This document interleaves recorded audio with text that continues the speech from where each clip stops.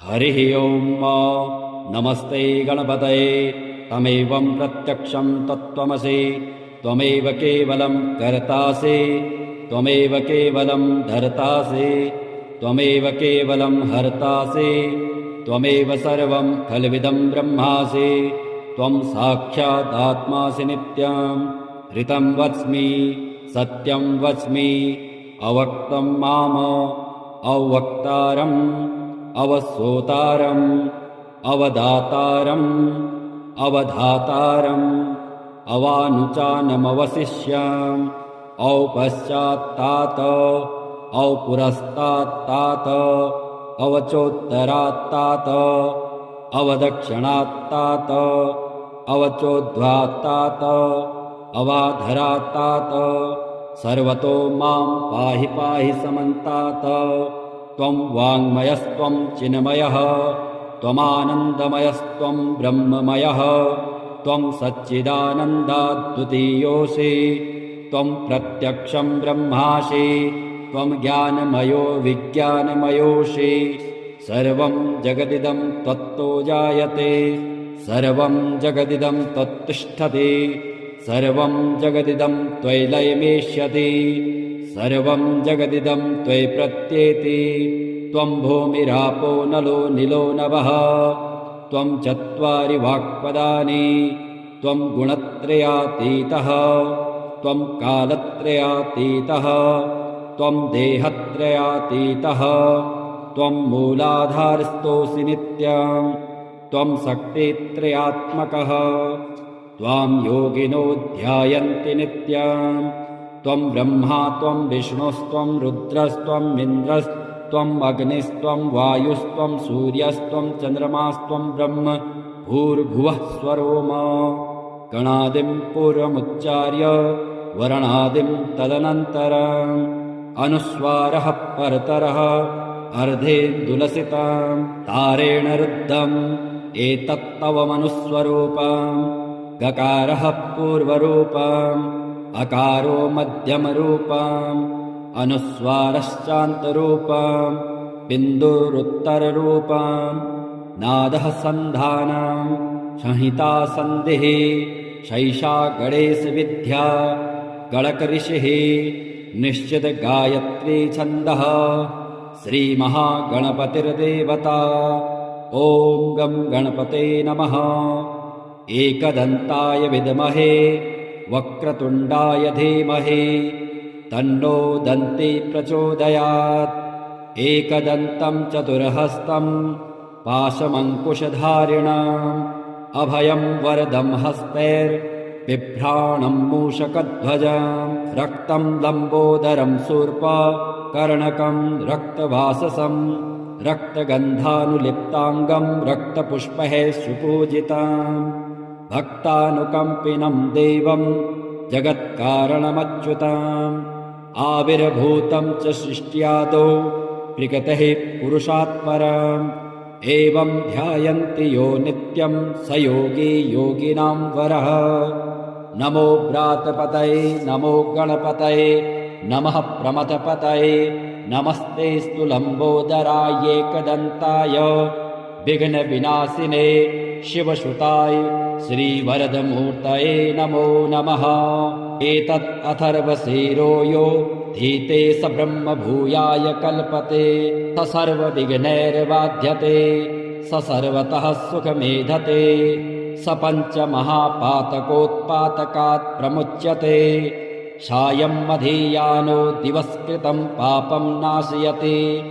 प्रातर्धीयानो रात्रिकृतं पापं नाशयति सायं प्रातः प्रयुञ्जानो अपापो भवति धर्मार्थकाममोक्षं च विन्दति इदम् अथर्वशीर्षं वशिष्याय न देयम् यो यदि मोहादाशयति स पापीयान् भवति सहर्षा वर्तनाद्यं यं कामम् अधीते तं तमनेन साधयेत् अनेन गणपतिमभिषिञ्चति स वाग्मी भवति चतुर्थ्या मनस्पते स विद्यावान् भवति इत्यथर्ववाक्यम्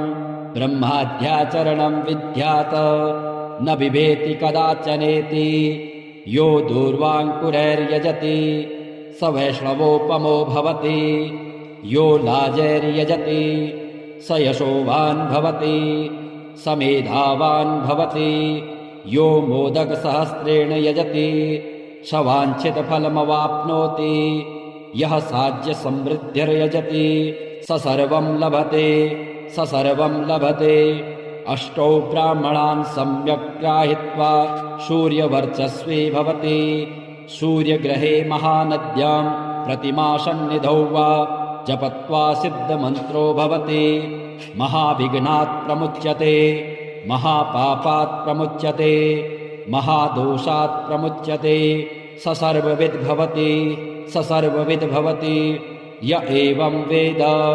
ॐ भद्रं कर्णेभिः शृणुयाम देवा, भद्रं पश्येम सविर्जयत्राः स्थिरैरङ्गे तुष्टुवागुं स्वस्तनोभिर्वशेमहि देवहितं जदायुः। नारद उवाच प्रणम्य शिरसा देवं गौरीपुत्रं विनायकं भक्तावासं स्मेरनित्य मायुः कामार्थसिद्धये। प्रथमं वक्रतुण्डं च एकदन्तं द्वितीयकं तृतीयं कृष्णपिङ्गाक्षं गजवक्त्रं चतुर्थकं लम्बोदरं पञ्चमं च षष्ठं विकटमेव च सप्तमं विघ्नराजेन्द्रं धूम्रवर्णं तथाष्टमम् नवमं भालचन्द्रं च दशमं तु विनायकम् एकादशं गणपतिं द्वादशं तु गजाननम्। द्वादशैस्तानि नामानि त्रिसन्ध्यं यः पठेन्नरः न च विघ्नभयं तस्य सर्वसिद्धिकरः प्रभुः। विद्यार्थे लभते विद्यां, धनार्थे लभते धनं, पुत्रार्थे लभते पुत्रान्, मोक्षार्थे लभते गतिम्। जपेद् गणपतिस्तोत्रं षड्भिर्मासः फलं लभेत्। संवत्सरेण सिद्धिं च लभते नात्र संशयः। अष्टभ्यो ब्राह्मणेभ्यश्च लिखित्वा यः समर्पयेत् तस्य विद्या भवेत् सर्वा गणेशस्य प्रसादतः। मुदाकरात् मोदकं सदा विमुक्तिसाधकं कलाधरावतंसकं विलासिलोकरञ्जकम् अनायकैकनायकं विनाशिते भदैत्यकं नताशुभासुनाशकं नमामि तं विनायकम्। न तेतरातिभीकरं नवोदितार्कभास्वरं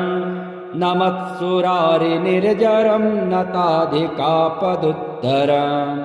सुरेश्वरं निधीश्वरं गजेश्वरं गणेश्वरं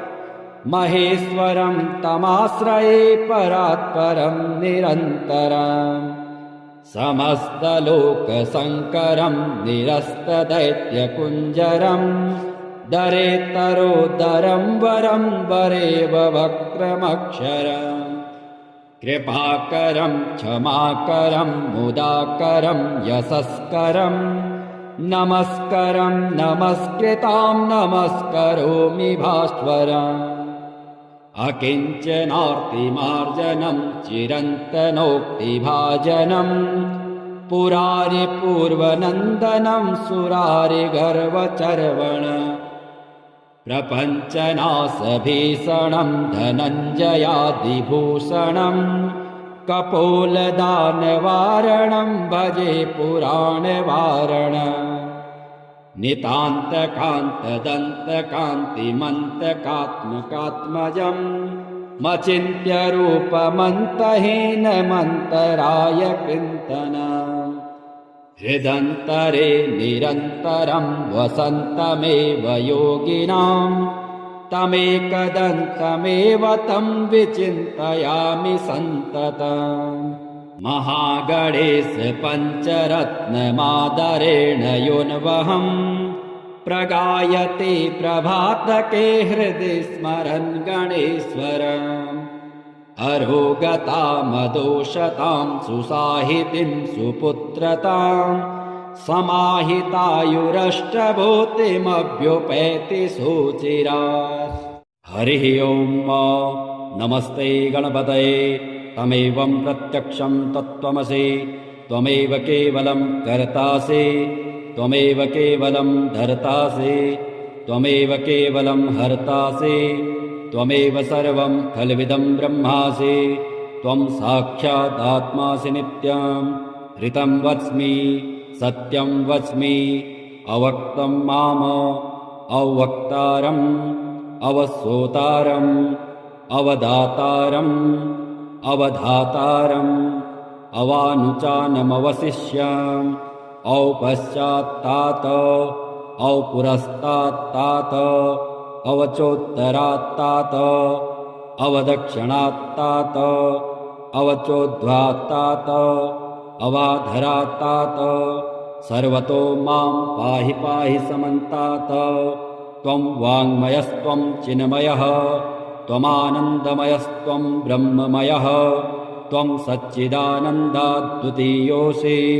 त्वं प्रत्यक्षं ब्रह्मासि त्वं ज्ञानमयो विज्ञानमयोऽसि सर्वं जगदिदं त्वत्तो जायते सर्वं जगदिदं त्वत्तिष्ठति सर्वं जगदिदं त्वयि लयमेष्यति सर्वं जगदिदं त्वयि प्रत्येति त्वं भूमिरापो नलो निलो नभः त्वं चत्वारि वाक्पदानि त्वं गुणत्रयातीतः त्वं कालत्रयातीतः त्वं देहत्रयातीतः त्वं मूलाधारस्थोऽसि नित्यं त्वं शक्तित्रयात्मकः त्वां योगिनो ध्यायन्ति नित्यं त्वं ब्रह्मा त्वं विष्णुस्त्वं रुद्रस्त्वं इन्द्रस्त्वं अग्निस्त्वं वायुस्त्वं सूर्यस्त्वं चन्द्रमास्त्वं ब्रह्म भूर्भुवः स्वरोम गणादिं पूर्वमुच्चार्य वर्णादिं तदनन्तरम् अनुस्वारः परतरः अर्धेन्दुलसितं तारेण रुद्धम् एतत्तवमनुस्वरूपम् गकारः पूर्वरूपम् अकारो मध्यमरूपम् अनुस्वारश्चान्तरूपम् बिन्दुरुत्तररूपम् नादः सन्धानम् संहिता सन्धिः शैषा गणेशविद्या गणकऋषिः निश्चित गायत्री छन्दः श्रीमहागणपतिर्देवता ॐ गं गणपते नमः एकदन्ताय विद्महे वक्रतुण्डाय धीमहि तन्नो दन्ती प्रचोदयात् एकदन्तं चतुर्हस्तं पाशमङ्कुशधारिणम् अभयं वरदं हस्तैर्बिभ्राणं मूषकध्वजं रक्तं लम्बोदरं शूर्पकर्णकं रक्तवाससं रक्तगन्धानुलिप्ताङ्गं रक्तपुष्पैः सुपूजितं भक्तानुकम्पिनं देवं जगत्कारणमच्युतम् आविर्भूतं च सृष्ट्यादौ प्रकृतेः पुरुषात् परम् एवं ध्यायन्ति यो नित्यं स योगी योगिनां वरः नमो व्रातपतये नमो गणपतये नमः प्रमथपतये नमस्ते लम्बोदराय एकदन्ताय विघ्नविनाशिने शिवसुताय श्रीवरदमूर्तये नमो नमः एतत् अथर्वशीरो यो धीते स ब्रह्मभूयाय कल्पते स सर्वविघ्नैर्बाध्यते स सर्वतः सुखमेधते स पञ्चमहापातकोत्पातकात् प्रमुच्यते सायं मधीयानो दिवस्कृतं पापं नाशयति प्रातर्धीयानो रात्रिकृतं पापं नाशयति सायं प्रातः प्रयुञ्जानो अपापो भवति धर्मार्थकाममोक्षं च विन्दति इदम् अथर्वशीर्षम् वशिष्याय नद्देय यो यदि मोहादाशयति स पापेयान् भवति सहर्षावर्तनाद्यं यं कामम् अधीते तं तमनेन साधयेत् अनेन गणपतिमभिषिञ्चति स वाग्मी भवति चतुर्थ्या मनस्पते स विद्यावान् भवति इत्यथर्ववाक्यम् ब्रह्माद्याचरणं विद्यात् न बिभेति कदाचनेति यो दूर्वाङ्कुरैर्यजति स वैष्णवोपमो भवति यो लाजैर्यजति स यशोवान् भवति स मेधावान् भवति यो मोदकसहस्रेण यजति स वाञ्छितफलमवाप्नोति यः साज्यसमृद्धिर्यजति स सर्वं लभते स सर्वं लभते अष्टौ ब्राह्मणान् सम्यक् ग्राहित्वा सूर्यवर्चस्वी भवति सूर्यग्रहे महानद्यां प्रतिमासन्निधौ वा जपत्वा सिद्धमन्त्रो भवति महाविघ्नात् प्रमुच्यते महापापात् प्रमुच्यते महादोषात् प्रमुच्यते स सर्वविद् भवति स सर्वविद् भवति य एवं वेद ॐ भद्रं कर्णेभिः शृणुयाम देवा भद्रं पश्येम सविर्जयत्राः स्थिरैरङ्गे तुष्टुवागुं स्वस्तनोभिर्वशेमहि देवहितं जदायुः। नारद उवाच प्रणम्य शिरसा देवं गौरीपुत्रं विनायकं भक्तावासं स्मेरनित्य मायुः कामार्थसिद्धये प्रथमं वक्रतुण्डं च एकदन्तं द्वितीयकं तृतीयं कृष्णपिङ्गाक्षं गजवक्त्रं चतुर्थकं लम्बोदरं पञ्चमं च षष्ठं विकटमेव च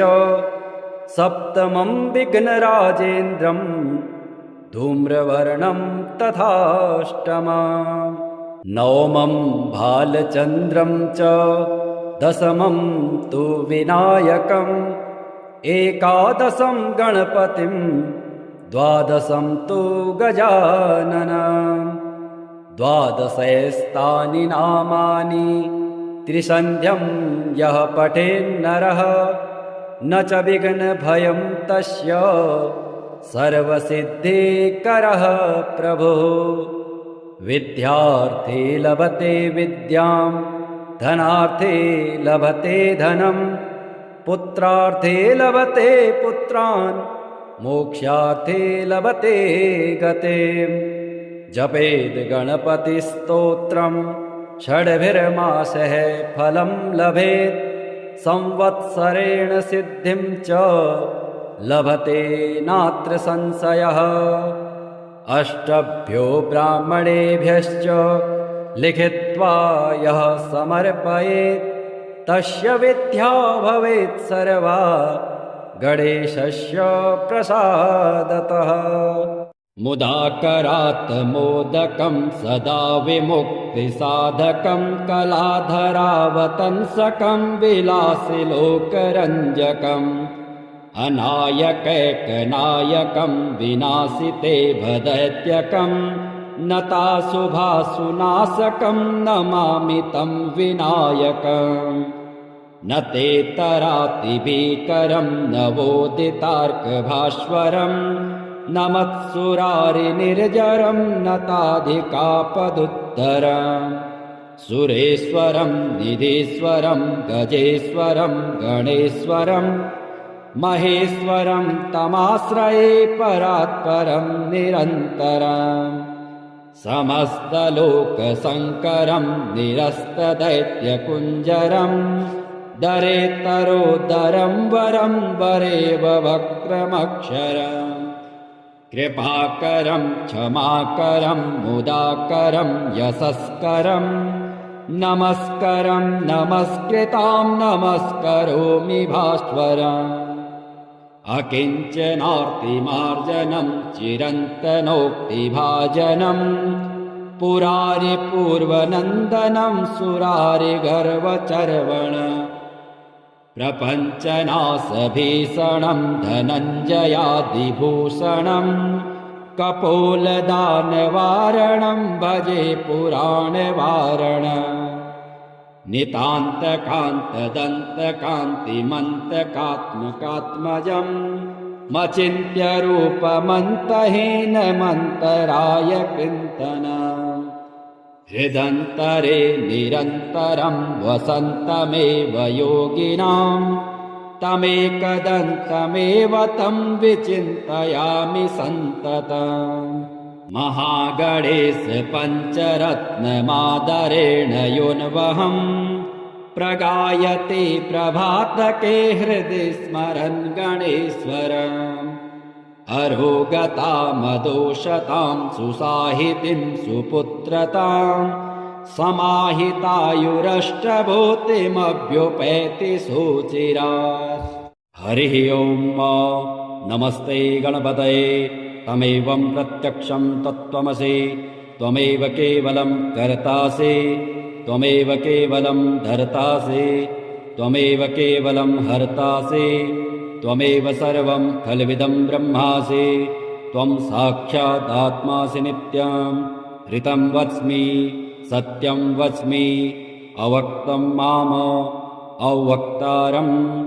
अवसोतारम् अवदातारम् अवधातारम् अवानुचानमवशिष्याम्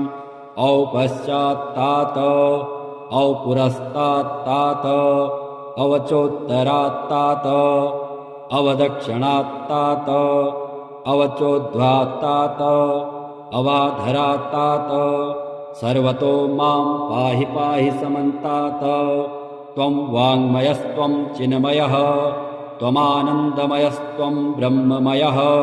त्वं सच्चिदानन्दाद्वितीयोऽसि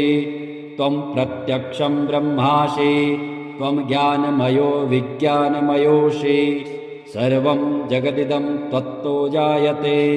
सर्वं जगदिदं त्वत्तिष्ठति सर्वं जगदिदं त्वयि लयमेष्यति सर्वं जगदिदं त्वयि प्रत्येति त्वं भूमिरापो नलो निलो नभः त्वं चत्वारि वाक्पदानि त्वं गुणत्रयातीतः त्वं कालत्रयातीतः त्वं देहत्रयातीतः त्वं मूलाधारस्थोऽसि नित्यं त्वं शक्तित्रयात्मकः त्वां योगिनो ध्यायन्ति नित्यं त्वं ब्रह्मा त्वं विष्णुस्त्वं रुद्रस्त्वं इन्द्रस्त्वम् अग्निस्त्वं वायुस्त्वं सूर्यस्त्वं चन्द्रमास्त्वं ब्रह्म भूर्भुवः स्वरोम गणादिं पूर्वमुच्चार्य वर्णादिं तदनन्तरम् अनुस्वारः परतरः अर्धेन्दुलसितं तारेण रुद्धम् एतत्तव मनुस्वरूपम् गकारः पूर्वरूपम् अकारो मध्यमरूपम् अनुस्वारश्चान्तरूपम् बिन्दुरुत्तररूपम् नादः सन्धानम् संहिता सन्धिः शैषा गणेशविद्या गणकऋषिः निश्चित गायत्री छन्दः श्रीमहागणपतिर्देवता ॐ गं गणपते नमः एकदन्ताय विद्महे वक्रतुण्डाय धीमहि तन्नो दन्ती प्रचोदयात् एकदन्तं चतुर्हस्तं पाशमङ्कुशधारिणम् अभयं वरदं हस्तैर्बिभ्राणं मूषकध्वजं रक्तं लम्बोदरं शूर्पकर्णकं रक्तवाससं रक्तगन्धानुलिप्ताङ्गं रक्तपुष्पैः सुपूजितं भक्तानुकम्पिनं देवं जगत्कारणमच्युतम् आविर्भूतं च सृष्ट्यादौ प्रकृतेः पुरुषात् परम् एवं ध्यायन्ति यो नित्यं स योगी योगिनां वरः नमो व्रातपतये नमो गणपतये नमः प्रमथपतये नमस्ते स्तुलम्बोदराय एकदन्ताय विघ्नविनाशिने शिवसुताय श्रीवरदमूर्तये नमो नमः एतत् अथर्वशीरो यो धीते स ब्रह्मभूयाय कल्पते स सर्वविघ्नैर्बाध्यते स सर्वतः सुखमेधते स पञ्चमहापातकोत्पातकात् प्रमुच्यते सायं मधीयानो दिवस्कृतं पापं नाशयति प्रातर्धीयानो रात्रिकृतं पापं नाशयति सायं प्रातः प्रयुञ्जानो अपापो भवति धर्मार्थकाममोक्षं च विन्दति इदम् अथर्वशीर्षं शिष्याय न देयम् यो यदि मोहादाशयति स पापीयान् भवति सहर्षा वर्तनाद्यं यं कामम् अधीते तं तमनेन साधयेत् अनेन गणपतिमभिषिञ्चति स वाग्मी भवति चतुर्थ्या मनस्पति स विद्यावान् भवति इत्यथर्ववाक्यम् ब्रह्माद्याचरणं विद्यात् न बिभेति कदाचनेति यो दूर्वाङ्कुरैर्यजति स वैष्णवोपमो भवति यो लाजैर्यजति स यशोवान् भवति स मेधावान् भवति यो मोदकसहस्रेण यजति स वाञ्छितफलमवाप्नोति यः साज्यसमृद्धिर्यजति स सर्वं लभते स सर्वं लभते अष्टौ ब्राह्मणान् सम्यक् ग्राहीत्वा सूर्यवर्चस्वी भवति सूर्यग्रहे महानद्यां प्रतिमासन्निधौ वा जपत्वा सिद्धमन्त्रो भवति महाविघ्नात् प्रमुच्यते महापापात् प्रमुच्यते महादोषात् प्रमुच्यते स सर्वविद् भवति स सर्वविद् भवति य एवं वेद ॐ भद्रं कर्णेभिः शृणुयाम देवा भद्रं पश्येम सविर्जयत्राः स्थिरैरङ्गे तुष्टुवागुं स्वस्तनोभिर्वशेमहि देवहितं जदायुः। नारद उवाच प्रणम्य शिरसा देवं गौरीपुत्रं विनायकं भक्तावासं स्मेरनित्य मायुः कामार्थसिद्धये प्रथमं वक्रतुण्डं च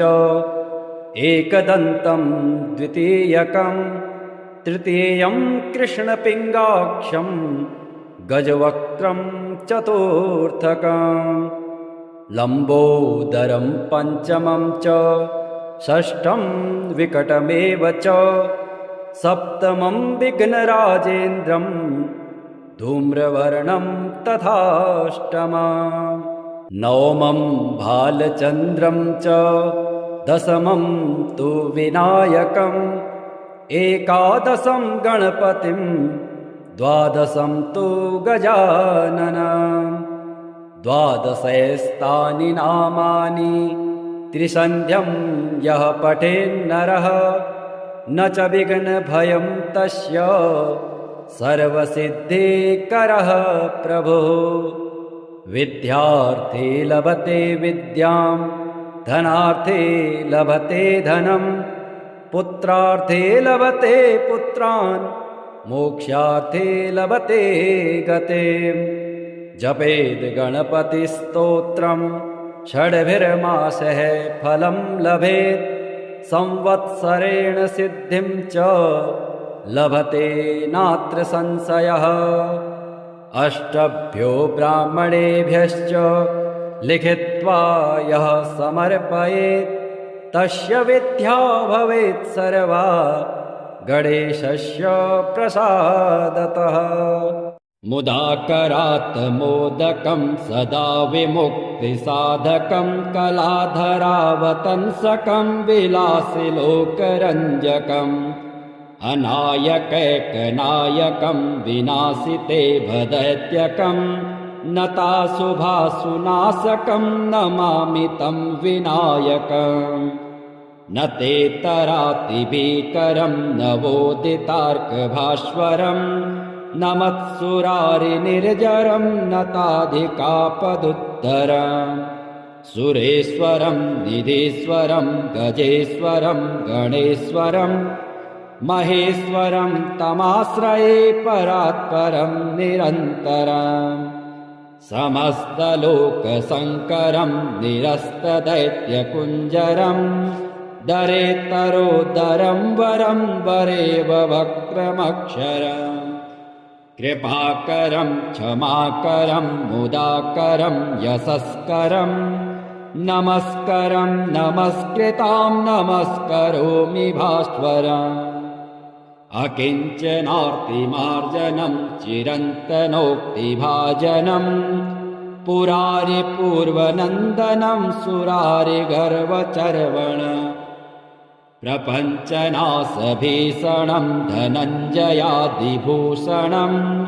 कपोलदानवारणं भजे पुराणवारणम् नितान्तकान्तदन्तकान्तिमन्तकात्मकात्मजम् मचिन्त्यरूपमन्तहीनमन्तराय चिन्तनम् हृदन्तरे निरन्तरं वसन्तमेव योगिनां तमेकदन्तमेव तं विचिन्तयामि सन्ततम् महागणेश पञ्चरत्नमादरेण योन्वहं प्रगायते प्रभातके हृदि स्मरन् गणेश्वरम्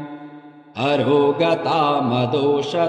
सुसाहितिं सुपुत्रतां समाहितायुरष्टभूतिमभ्युपैति सुचिरात्। हरिः ओम् नमस्ते गणपतये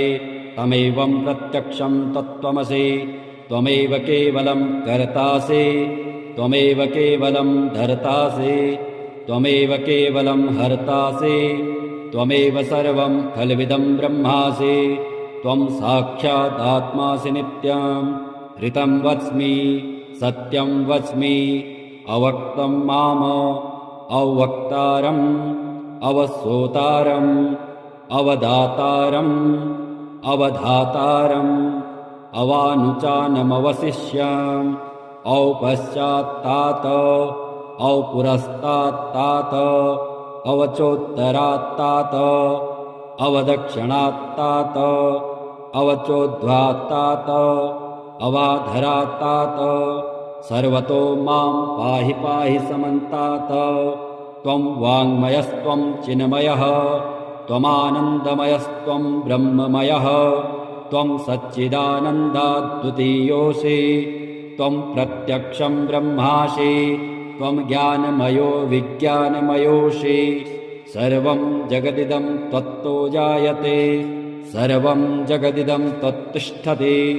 सर्वं जगदिदं त्वयि लयमेष्यति सर्वं जगदिदं त्वयि प्रत्येति त्वं भूमिरापो नलो निलो नभः त्वं चत्वारि वाक्पदानि त्वं गुणत्रयातीतः त्वं कालत्रयातीतः त्वं देहत्रयातीतः त्वं मूलाधारस्थोऽसि नित्यं त्वं शक्तित्रयात्मकः त्वां योगिनो ध्यायन्ति नित्यं त्वं ब्रह्मा त्वं विष्णुस्त्वं रुद्रस्त्वं इन्द्रस्त्वं अग्निस्त्वं वायुस्त्वं सूर्यस्त्वं चन्द्रमास्त्वं ब्रह्म भूर्भुवः स्वरोम गणादिं पूर्वमुच्चार्य वर्णादिं तदनन्तरम् अनुस्वारः परतरः अर्धेन्दुलसितं तारेण रुद्धम् एतत्तव मनुस्वरूपम् गकारः पूर्वरूपम् अकारो मध्यमरूपम् अनुस्वारश्चान्तरूपम् बिन्दुरुत्तररूपम् नादः सन्धानम् संहिता सन्धिः शैषा गणेशविद्या गणकऋषिः